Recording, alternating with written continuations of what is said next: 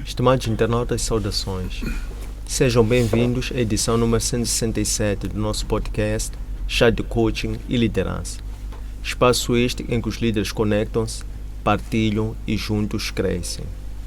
Este programa em formato de podcast inspira-se na metodologia de gestão por competências chá, C de conhecimento, H de habilidades e A de atitudes. Desta forma, convidamos líderes moçambicanos que se destacam nas mais diversas esferas da atividade econômica, para na primeira pessoa transmitirem suas narrativas de liderança, dando a saber que conhecimentos teóricos é que adquiriram ao longo da sua jornada, que conhecimentos práticos em forma de técnicas, ferramentas é que complementaram aquele conhecimento teórico e que atitudes em forma de ser, estar, caráter fazem da sua marca comunicacional para acomodar tanto o conhecimento teórico bem como o prático. Constitui assim nossa ambição contribuir para o desenvolvimento de uma comunidade moçambicana de líderes que sejam conscientes, responsáveis e empáticos. Conscientes que possuem um conhecimento relevante para a liderança, mas também conscientes que são líderes. Responsáveis sob a necessidade de serem praticantes de boas práticas para poderem liderar pelo exemplo. E líderes sejam empáticos, por um lado, com as causas que defendem, mas também líderes sejam empáticos uns com os outros. A técnica que nós privilegiamos é a comunicação, porque entendemos que essa é uma das principais ferramentas da liderança, através da qual os líderes transmitem as suas ideias, pensamentos, sonhos, visões, de uma forma fluida e compreensível para que os seus liderados possam não só compreender, mas também apropriarem-se da causa, de forma que quando o líder se tornar dispensável, esta causa possa ser postecipada para a atual e futuras gerações. Temos como líder convidado para a edição 2 Dr. Hélio Langa, diretor-geral da Langa Consultoria e Serviços LCS, médico fitoterapeuta, psicólogo clínico e de aconselhamento, professor universitário e palestrante. Dr. Hélio Langa, bem-vindo ao nosso podcast. Muito bom. É sempre um prazer poder participar. É o primeiro podcast que eu participo. Já recebi muitos convites, mas este é o primeiro e vale a pena estar aqui. Excelente, muito obrigado. O Dr. Hélio Langa aprecia chá em que momentos é que se sente convidado a degustar um chá e que sensações, resultados do chá lhe gera? Bom, o chá refere-se a esse chá que estamos a tomar. O chá é importante. O chá é importante porque quando nós tomamos o chá, primeiro ele é antioxidante. Segundo, o chá é relaxante. E existem níveis de chá, não é? Por exemplo, estamos a tomar aqui um chá. Eu aprecio muito este chá. Por quê? Porque ele é antioxidante e é relaxante. Mas existem chás estimulantes. No entanto, existem variedades de chás e que existem para cada tipo de objetivo de cada indivíduo. É preciso saber, não basta só tomarmos o chá, temos que saber com que fim. Nós podemos tomar um chá porque queremos acelerar a digestão. Podemos tomar um chá porque queremos estimular as hormonas, não é? E podemos tomar o chá para relaxar e dormir sossegados. Então, os chás têm variedades que nos ajudam a responder às nossas necessidades. Excelente. Vale a pena tomar o chá. Vale a pena. A nível de uma abordagem de liderança, que é a liderança transformacional, fala sobre a importância do equilíbrio mente, corpo, espírito e emoção. Este ator, um destes que defende esta escola, que é o Robin Sharma, diz que cada um destes é como se fosse um tesouro e se um estiver em desequilíbrio pode influenciar negativamente a todos os outros. Como é que se pode alcançar o equilíbrio dessas quatro esferas, desses quatro tesouros a partir de um? Muito bom. Conforme eu costumo dizer nas minhas abordagens, algumas palestras, que o próprio conceito da saúde ele é bio, psico, espírito e social. Para nos sentirmos saudáveis, nós precisamos estar bem, não só biologicamente, mas é preciso que estejamos bem psiquicamente, espiritualmente e socialmente. Não é? Aí já incluímos a mente, não é? Portanto, muitas pessoas pensam que estão bem porque não sentem nenhuma dor no estômago, não sentem nenhuma dor no peito, mas enquanto não estivermos bem na nossa psique, em algum momento isto pode psicossomatizar. Razão pela qual todas essas áreas devem andar juntas. Costumo dizer, quando falo da psicossomatização, que a psicossomatização são as características, os sintomas que o corpo apresenta em função de certa concepção psicológica. Quando nós concebemos que não estamos bem, quando concebemos que somos rejeitados, quando concebemos que estamos doentes, o corpo responde, a mente concebe e o corpo reage. Razão pela qual temos muitos pacientes que vão para os hospitais queixando-se, por exemplo, de dor no estômago, nos rins, dor no coração, e quando passam por uma análise, nada se descobre. Não sempre trata-se de feitiçaria, mas pode ser psicológico. Daí existe a gastrite nervosa, existem gravidezes psicológicas, por causa daquilo que nós concebemos. Então, se nós não temos conhecimento sobre a necessidade do equilíbrio, mente, espírito, físico, social, muitas vezes nós podemos cair nesta armadilha. Excelente. Quando falou, por exemplo, uma possível causa, quando um paciente, por exemplo, faz um teste, um diagnóstico que é indetectável e, por exemplo, disse não significa necessariamente que seja feitiçaria. Feitiçaria em si, como bem disse, pode ter um duplo sentido, portanto, um sentido de ser uma maldição proferida, mas também uma maldição adquirida, como bem dizia, por atos, decisões conscientes, inconscientes. É isso que está a sugerir-nos sobre esse sentido dual de feitiçaria nesse sentido. Sim. Primeiro, nós somos africanos. Não cabe a mim acreditar se existe ou não a feitiçaria. Não cabe a mim. Mas que fala-se que existe, fala-se. Mas eu talvez possa defender o fato de nós adquirirmos na nossa psique que fomos enfeitiçados e funcionar a feitiçaria. Eu prefiro explicar assim porque a ciência explica isto. Agora, o outro lado da feitiçaria, em que não tenho confrontações teóricas e científicas, não gosto de envolver-me. Prefiro falar daquela feitiçaria que nós concebemos. Quando nós não damos certo, acreditamos que fomos feitiçados. Quando nós,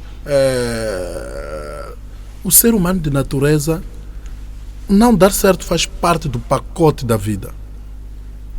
Ser rejeitado faz parte da jornada. Estar aflito também faz parte. A própria Bíblia diz que no mundo tereis muitas aflições, mas também teremos a parte da abundância. E ainda diz que, olha, estas aflições serão muitas, que até podem superar esta abundância.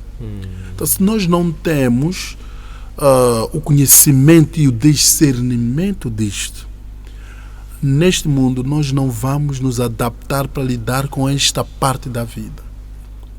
Qualquer aflição que vivermos, vamos acreditar que somos azarentos. Qualquer situação catastrófica na jornada da vida, nós concebemos que fomos enfeitiçados. Qualquer rejeição na vida, nós concebemos que nós fomos amaldiçoados. E a psique concebe esta concepção através do sistema nervoso central. Conforme eu dizia, o sistema nervoso central, ele tem a sua função, que é observar, através do método de Bandura, todos os acontecimentos da sociedade em que nós estamos inseridos. E ele conduz todas as vicissitudes, todos os ambientes e tudo que nós vivemos para a psique. E de seguida temos o sistema nervoso, que tem a sua função, que é conduzir esta informação que a mente concebeu através do ambiente em que estávamos inseridos. Ele conduz, o sistema nervoso conduz para os órgãos e para os nervos. Portanto, a nossa mente concebe através do meio ambiente em que estamos inseridos e o sistema nervoso conduz para os nervos e para os órgãos. Razão pela qual eu costumo dizer que quando nós estamos doentes, temos que ter cuidado com o meio em que nos inserimos. Temos que ter cuidado com as pessoas na qual convivemos. Temos que ter cuidado com a concepção da mente. Isto por quê? Porque isto pode ser uma armadilha e pode virar feitiçaria contra nós. De que maneira? Se nós estamos num evento, estamos doentes, recebemos certas visitas, nos inserimos em certos ambientes de pessoas que lidam com feitiçaria, de pessoas negativistas, de pessoas que olham o lado negativo de cada situação que vivemos. É este grupo de pessoas que não tem conhecimento das aflições da jornada da vida. Olham tudo que é aflição como perseguição. Olham tudo que é aflição como maldição. E incutem isto na sua mente. Uma dor de estômago é suficiente para dizerem para si que nada. O lugar em que estiveste, tomaste um chá que talvez te enfeitiçaram. E a mente concebe isto. Tem um primo, um familiar que também tem um problema no estômago e não resistiu. Morreu, ou a doença ficou cancerígena e não resistiu. Estas pessoas nunca dizem para si que vai dar certo, que vai estar bem, que talvez tenha tido uma intoxicação, mas toma um comprimido, vai correr bem porque eu também tomei e deu certo. Incutem-te informações negativas, por causa do meio em que está inserido. A mente concebe esta informação e o sistema nervoso conduz esta informação negativa para os órgãos. Que órgão nos referimos? Que é o estômago. O estômago recebe a informação de forma científica e natural. Não vai dar certo, pode ser um câncer, pode ser uma úlcera, alguém também tomou aquele chá, não deu certo e morreu. O que acontece com o estômago? As células que protegem o seu estômago, que protegem o seu rim, assim como o seu fígado, começam a desanimar por causa da informação negativa que tiveram. E nenhuma medicação dá certo. Isto nós cientificamente podemos explicar da seguinte maneira. A medicação que nós tomamos tem a fitoquímica, que tem a função principal de curar-te. Temos o princípio ativo, que tem a função principal de promover a cura. E temos a bioquímica, que tem a função principal de proteção de doenças, de ativar as células, de modo em que toda a medicação que ingerimos, que consumimos, possa surtir efeito. Nem o princípio ativo, nem a bioquímica, nem a fitoquímica ativam enquanto os nossos órgãos e os nossos nervos receberem informação negativa. Portanto, estas células que têm que nos proteger desanimam, ficam fechadas e não têm resultado. A isto podemos considerar feitiçaria também. E esta feitiçaria foi adquirida através do meio em que nos inserimos, através daquilo que nós ouvimos, e através daquilo que a mente concebeu e o órgão também recebeu da mente. Começa aí. É uma feitiçaria científica. Eu expliquei cientificamente. O outro lado obscuro eu não posso explicar. Portanto, para explicar em linhas gerais, eu tenho a dizer que temos que ter cuidado. Temos que discernir. Temos que ser militantes. Temos que ter foco.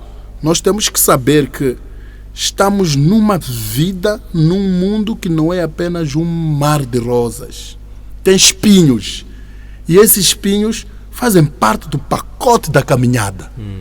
Se tivermos esse discernimento, não tem como não darmos certo. Excelente. O doutor falou-nos na parte final sobre discernimento, que somos militantes e que devemos ser peregrinos atentos aos vários perigos. Quero com isso sugerir que nós somos um corpo que possui um espírito, ou somos um espírito encarnado num corpo. Por um lado, que gostava de perceber isso. Por outro lado, enquanto um analista psicossocial, por que em grupos, em famílias, existem os fortes e os fracos? Qual é a função dos fracos para os fortes e vice-versa? Muito bom. Em famílias, na sociedade, em qualquer lugar do mundo, tem sempre as pessoas fracas e tem também as pessoas fortes. Em Moçambique, em particular, ser próspero é difícil. Porque prosperidade, para mim, eu não consideraria bens materiais como tal, não. Prosperidade são valores, são princípios. Esta é que é a prosperidade. Segundo, estar numa família em que és única pessoa que subsai também pode criar problemas. E eu não considero prosperidade. Por quê? Porque primeiro há uma subcarga, não é? Segundo, pode até haver um espírito de inveja, entre aspas. E quando estás num lugar em que és única pessoa que subsai, é normal que todos olhem para si. E isto não é prosperidade. Mas é normal também que, por causa da agenda, não é? Não estejas presente para certas agendas daquele grupo da família. E também pode trazer isto um desconforto. Mas isto acontece para certas famílias que não têm princípios ou que perderam princípios e valores. Para as famílias que têm princípios e valores, isto é bem-aventurado. Isto é bem-aventurado. Portanto, o papel ou a responsabilidade daquele grupo, não é, desfavorecido, entre aspas, e aquele grupo favorecido é muito simples. Primeiro, nós não podemos nos distanciar das pessoas desfavorecidas, porque há um título que anda muito: anda com os fortes, serás forte. Andas com esperto e serás esperto. É preciso discernir e perceber o que é isto.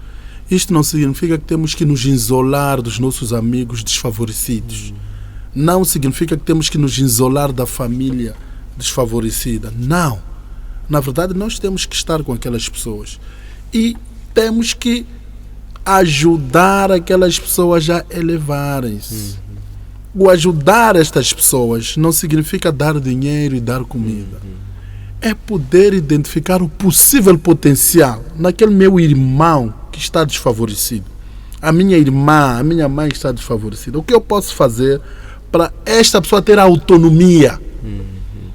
Que tipo de negócio eu posso ajudar a investir neste meu irmão que diariamente pede-me o dinheiro de transporte? Para ele deixar, para além de depender de mim para o dinheiro de transporte, ele possa ter esta autonomia, não é, de autofinanciar-se para a sua formação.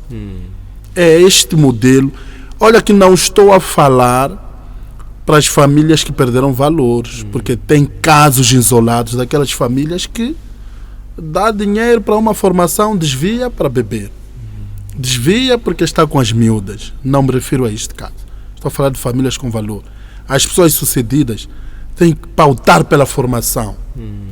Eu, por exemplo, estou num nível em que estou a olhar para algumas sobrinhas minhas que tendem a estudar e estou a financiar o nível superior para elas.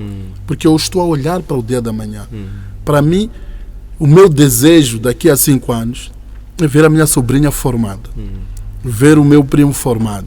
Não é dar dinheiro como tal, mas é capacitar, formar aquelas pessoas, investir para que essas pessoas tenham autonomia, tenham negócio e que estejam formadas. Este é o papel das pessoas sucedidas perante uma família das pessoas não sucedidas. Agora, estas pessoas não sucedidas também têm um papel. O papel destas pessoas que não estão sucedidas é olhar para os que estão sucedidos não como potenciais financiadores das necessidades básicas. Porque isto nós nos perdemos aí.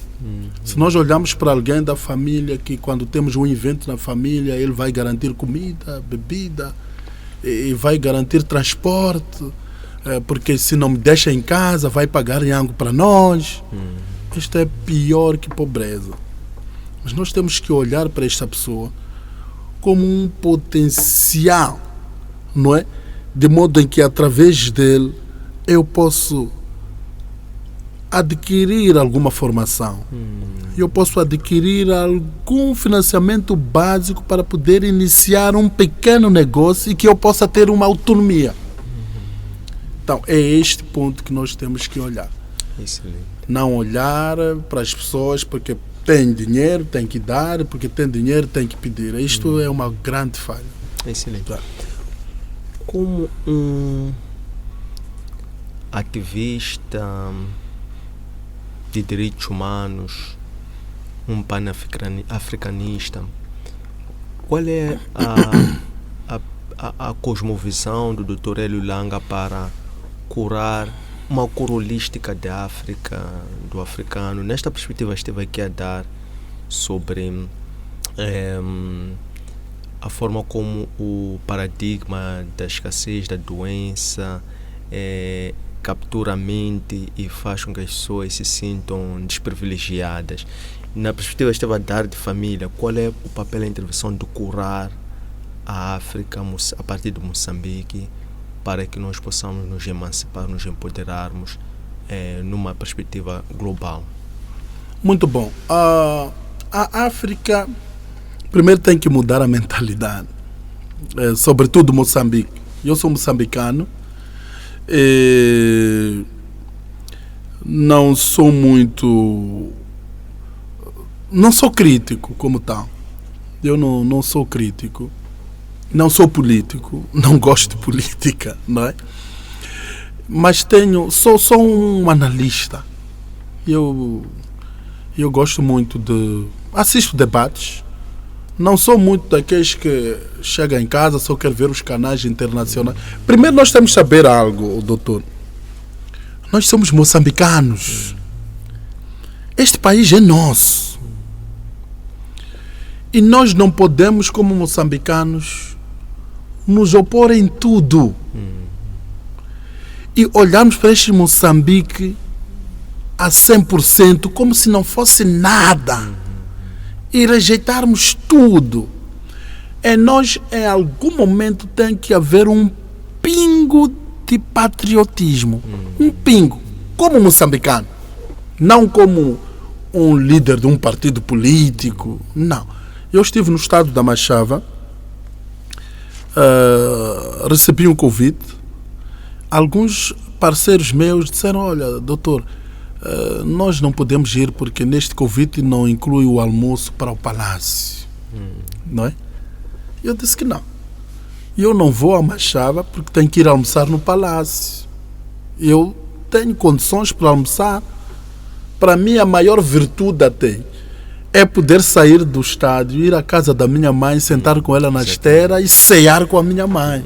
Porque já passei destes níveis de querer almoçar no palácio. Não é este que... Não é. Eu vou como patriota para o estádio. Cheguei lá, sentei, acompanhei todo o discurso e quando estava a sair encontrei um líder político da oposição. Não é ético citar o nome. Cumprimentei e eu disse para ele: gostei de vê-lo aqui. E ele disse: é o meu país. Isto marcou-me muito. Quando ele diz que não, eu estou aqui porque sou moçambicano e este é um evento de Moçambique. E este é meu país. Isto é patriotismo. Não é?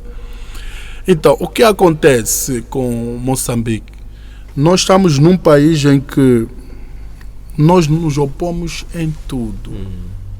Nós procuramos sempre algo para culpar pelas nossas fraquezas. Existe no livro que eu estou a escrever sobre Somos o que Pensamos que Somos, existe aceitação e existe negação, que eu vou falar disto no livro. Em algum momento nós temos que parar de culpar o outro pelas nossas fraquezas e criarmos uma autoavaliação. Será que eu estou correto? O que eu estou a fazer para mim, para a minha família e para este país? E aí vamos ter respostas. Isto é muito importante. Muito. Eu aluguei, tenho um consultório na Malhangalene, cheguei lá, ocupei a parte de baixo. O edifício vai até o 4º andar por aí. E eu tenho pacientes, são uma carteira de 200 mil pacientes, de todas as classes. Desfavorecida, não gosto de dizer classe baixa, não gosto de tirar isso de mim. Desfavorecida, média e alta. E eu não me senti bem em receber os meus pacientes naquele edifício, porque é um edifício de modelo colonial e com pintura colonial. Escuta bem isto. Seria normal, eu aluguei aquela flat, seria normal eu chegar lá e dizer, não, eu vou trabalhar assim, eu não pinto isto porque não é meu edifício, não é a minha flat. Um edifício com pintura colonial. Vivem lá licenciados, pessoas na qual não estão a alugar a casa deles, trabalham em instituições do Estado e recebem. Vivem assim. É outro fator de risco. Como pintar uma casa que não é minha, depois tem aqui formados, vivem aqui, por que eles não pintam? Depois tinha lá um muro curto, não tinha portões, eu não vou mexer, eu vou usar assim. A minha mentalidade não é esta. Culpar o outro pelas suas fraquezas e olhar para o outro, porque é que ele não fez, porque é que eu tenho que fazer. Eu não penso assim. Cheguei ali, primeiro pintei a parte de baixo, organizei, ficou tudo bonito. Cores coloridas, vivas. Mas depois, quando eu saí para olhar, para mim ficou pior que antes. Porque não se difere de uma camisa limpa que tem uma mancha de óleo. Veja, a camisa está limpa, mas tem uma mancha de óleo. Era o edifício. Todo limpo embaixo e em cima todo manchado com tintas coloniais. Vale a pena sujar-te todo, que vão te confundir com um mecânico, e dizer que não, ele está ciente, está lúcido, só que é a roupa do mecânico cheia de olhos, não é? Ou estar limpo, limpar-se todo. E decidi limpar tudo. Contratei uma empresa portuguesa, pintei o prédio todo. Entramos em cada flat, pedimos autorização. Entramos até nas varandas, pintar as grades, portões. Melhoramos o muro e tudo. O edifício ficou limpo e bonito. E pagamos sozinhos. Imagine se eu olhasse para aqueles todos os fatores de risco. O edifício não é meu, vivem pessoas formadas, não querem contribuir, e eu vou trabalhar assim. Estaria num lugar sujo. Eu disse que não, se eu consigo, eu vou. Porque fui olhar para a parte patriótica. Fui olhar para o lado da responsabilidade social. Olha, eles podiam fazer, não fizeram. Podiam limpar, não limparam. Eu sou um empreendedor, tenho um mínimo de condições. Vou limpar. E vou considerar responsabilidade social. É uma semente. E é bíblico. Foi assim que eu fiz. Na rua em que eu vivo, em Cumbeza, cheguei lá, construí um castelo. Mas tive um desafio. Estou a 1 minuto da Avenida de Moçambique. Ruas escuras. Instalação elétrica mal feita. Fios a passar de um quintal para o outro. Tentei reunir com o chefe do bairro. Sugeri para que contribuíssemos para iluminarmos a rua, que já tinha iluminação, mas tínhamos que iluminar os postes ou a zona, não é? O senhor diz para mim, nós não vamos fazer isto, porque este é o papel do Estado. Tem razão, é o papel do Estado. Agora, o Estado não está a fazer. E nós podemos fazer. Então vamos ficar no escuro? Os nossos filhos são violados à noite, passam a noite no escuro e nos limitamos a culpar o governo. Sabemos que o governo é culpado, sabemos disto. Sabemos que o governo não está a fazer, sabemos. E vamos ficar assim até envelhecer? Sabemos que temos que mudar o sistema, o regime, sabemos. Mas enquanto isto não acontece, vamos ficar no escuro. E eu não penso assim. Voltei para ter com aquele senhor e eu disse, meu senhor, vou entrar com 80%. Para vocês sentirem-se valorizados, entre com os 20%. Ele disse que não, vamos fazer o baixo assinado. O Estado tem que fazer isso. Obedeci, esperei 2 anos. Nada. Voltei para ter com o senhor. Eu disse, autorize-me que eu o faça. E o senhor disse, se quiseres, faça. Ele autorizou. Com as condições que tinha, comprei postes, candeeiros, cabos, iluminei a rua toda, sozinho. Existe iluminar uma rua em que vives, porque tem postes e depois tem lâmpadas que queimaram, comprar lâmpadas, é do menos. Ou compras candeeiros, é do menos. Eu estou a falar de comprar postes, candeeiros, cabos, pagar eletricistas, até contratar eletricistas que são do Estado. Um trabalho que não é meu. Mas por quê? Porque eu queria que a rua estivesse iluminada, que os nossos filhos estivessem bem, que houvesse segurança no bairro. É este tipo de pensamento que nós temos que ter. As manifestações, eu vou dar um exemplo, ensinaram-nos.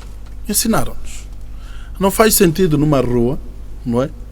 Que temos 2, 3, 4 pessoas sucedidas. Estou a falar de pessoas sucedidas. E termos muitas crianças desfavorecidas. Porque é o papel do governo. Está errado. Se cada um de nós, em cada quarteirão, em cada rua, em cada bairro, nos juntarmos como empresários e olharmos para alguma necessidade das nossas ruas, podemos desenvolver Moçambique. É papel do governo? Sim. E depois? Como vamos ficar? O governo não está a iluminar, o Estado não está a iluminar, mas temos potenciais empresários na rua e que estão a acompanhar crianças pálidas, com fome, desfavorecidas, sem iluminação, vivem em castelos. Será que se introduzimos uma política autônoma, nós, como empresários nos nossos bairros, nos juntarmos para olhar as necessidades dos nossos quarteirões, não podemos desenvolver os bairros? O meu pensamento é este. O meu pensamento não é olhar para as fraquezas do bairro, empurrar para os que são de direito e limitar-me aí. Não. Se eles não fazem, o que podemos fazer nós?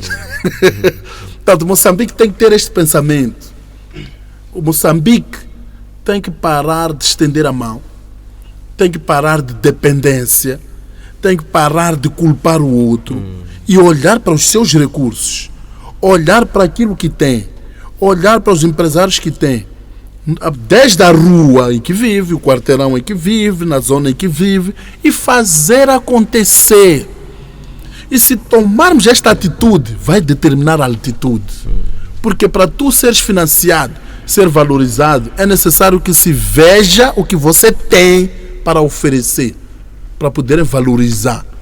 É como um livro, nós queremos um financiador de livro. Temos que ter um investimento primário, alto investimento. Que é ter é protótipo, não é? O primeiro livro que você faz, não é? E já tem um livro em mão. E depois vai pedir um financiamento para multiplicar. Não é dizer lá o financiador que, olha, tenho ideias. Quer dizer, você quer ser financiado a partir das ideias que você tem. Isto é complicado. É assim como eu penso. Excelente. Quais são as referências de liderança a partir de casa que teve? Onde bebeu esses princípios de pensa, ganha-ganha, ou foi impulsionado a poder se inspirar na interdependência? Bom, é o seguinte. É graça de Deus. Eu acho que conheço o mínimo da minha história, não é? De onde eu vim, na infância. De entre meus familiares, sobretudo do lado da minha mãe, nós éramos os mais desfavorecidos de todos. De todos. Não tínhamos condições nenhumas. Eu dormi na esteira até a adolescência. A primeira cama que eu tive foi oferecida pelo meu primo. Não é? Mas tem uma coisa que eu aprendi. O meu falecido pai, Deus que o tenha, educou-nos. Tivemos valores, amor, princípios, a valorização. Nós valorizávamos a vida. E nós aprendemos a não roubar coisa do outro. E sermos gratos pelo que tínhamos, não é? E valorizar, considerar que é aquilo. Foi assim. Também sou grato pela família. Os nossos familiares acomodaram-nos. Porque nós viemos, eu tenho 42 anos, sou de 83, viemos daquela geração em que vivíamos em coinonia, vivíamos em comunhão, passávamos férias conjuntas. Aqueles que tinham partilhavam com os que não tinham. Nós crescemos assim. E eu não posso desvalorizar isso. Hoje em dia não é assim. Nós crescemos juntos e nós não já percebemos muito disto. Por quê? Porque os primos que tinham partilhavam com aquele que não tinha, aquele que tinha uma bicicleta, íamos lá para a zona da rua, para a planície, brincávamos todos, uma única bicicleta. Emprestava este, depois era a vez do outro, aquele que era mais flexível, que não perdia, em algum momento fazia-se de perder, para dar espaço àquele que está a aprender. Senão não conduzia, não teria espaço. Então, viemos de uma família com princípios, uma família com valores e de uma infância e uma geração conjunta, uma geração que convivíamos entre nós. Isto ajudou muito. Mas a outra coisa que aconteceu é que na minha adolescência e aquela fase juvenil, começou a haver aquele tempo em que os jovens já começavam a despertar sobre as curtições, sobre as drogas alucinógenas, sobre mulheres. Eu livrei-me disto. Na minha fase juvenil e a minha infância, eu não perdia noites, eu não consumia álcool, eu não me metia em namoriscos e nunca fumei droga nenhuma. Entrei na igreja como missionário durante muitos anos. Então eu tive essa proteção. Muito bem. Não é? 85% dos meus amigos, que na altura eram considerados espertos, porque tinham muitas namoradas, curtiam discotecas, consumiam álcool, muitos não deram certo. Alguns faleceram, outros estão ainda na casa dos pais e outros não prosperaram. Naquela altura, ser matreco hoje é uma vantagem, porque o matreco se protegeu muito. Aquele que era considerado expertise naquela altura da nossa fase pré-juvenil, hoje está a colher isto, porque era muito vulnerável. Tinha muitas meninas, muita discoteca, muita bebida e tudo, e isto chegou a perturbar. Então a resposta é que a minha fase juvenil foi protegida na igreja. Isto é que é importante. Não fiz parte daquele meio, não me inseri naquele meio vulnerável. Isso foi muito importante. Excelente. A conversa já vai ao rubro e o tempo é bastante limitado. Ainda tínhamos muito mais por beber e aprender do Dr. Hélio Langa. Sobretudo esta parte final, como foi nos ensinar a forma como protegeu a sua unção. Gostávamos, por fim, saber como é que se prepara sistemático e metodicamente antes de se juntar aos outros, do ponto de vista mental, emocional, físico e espiritual. Muito bom. A primeira coisa que nós temos que fazer na vida é preciso ter foco. Nós temos que ter foco. Temos que ter foco. Foco é sabermos para onde vamos, não é? Para onde nós vamos, onde pretendemos chegar. E temos que despertar sobre as pessoas que estão no nosso meio. Porque podem nos distrair. Podem nos distrair estas pessoas. E eu sempre tenho dito, temos sempre que ter alguém acima de nós. Muitas pessoas perdem-se, doutor, por considerar-se soberanos e considerarem-se pontífices. Sim. E não aceitarem que tenha alguém acima deles. Onde termina o seu conhecimento, começa o conhecimento do outro. É preciso saber isso. Temos que identificar esta pessoa na qual a gente se inspira, a gente respeita, a gente considera. E esta pessoa, conforme eu sempre digo, temos que ter 3 tipos de amigo. Um que está abaixo de nós, um do nosso nível e aquele que está acima de nós. Aquele que está acima de nós não é nosso amigo. Não é para habituarmos aquela pessoa. É o nosso mentor. Temos que respeitar, temos que valorizar, temos que beber dele. Temos que até semear na vida dele. E não podemos confundir a pessoa que está acima de nós como um amigo para fazer pedidos quando estamos aflitos, aproveitar-se dele porque tem condições. Não. Até aquilo que você não tem, se possível, semeia na vida desta pessoa. Esse é o mentor.